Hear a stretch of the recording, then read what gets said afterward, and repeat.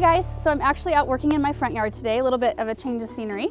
I'm gonna dig up my gladiolus to store for winter because it's supposed to be below freezing tonight. I planted my glads way in the back corner, so I'm gonna squeeze back there to dig them out. There are several bulbs that in our zone 5 climate are considered tender, meaning they aren't hardy enough to survive our winter temperatures. And for us, those are glads, dahlias, caladiums, calla lilies, begonias, and canna lilies. I'm probably forgetting some. There are more, but those are the most popular.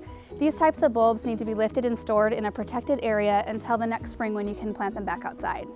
I'm gonna go ahead and go dig up the bulbs and then I'll remove any loose soil that's around them. A glad bulb is actually called a corm, C-O-R-M, corm. The best time to lift them is after their foliage has turned brown and died back. Just like with tulip and daffodils, we leave the foliage attached to the bulb until it dies back to give the bulbs ample time to take in nutrients through that foliage in order to store up energy to bloom successfully the next season. After I have all the corms dug, I'm gonna cure them.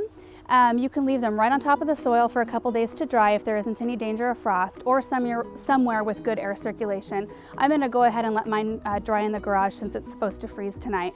If you leave yours on top of the soil, you'll wanna remove any excess dirt after they've dried a couple of days.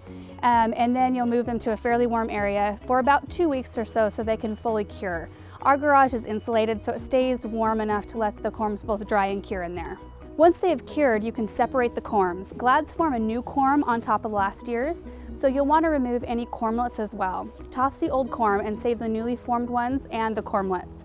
You can dust the corms with an antifungal powder before storing if you want to. I usually skip that step. I store mine in a cardboard box between layers of newspaper in a dry spot with a cool temperature, somewhere around 40 degrees.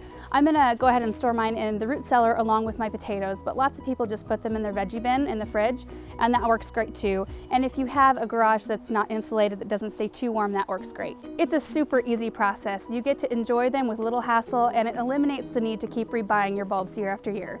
Thanks so much guys for watching. See you next time.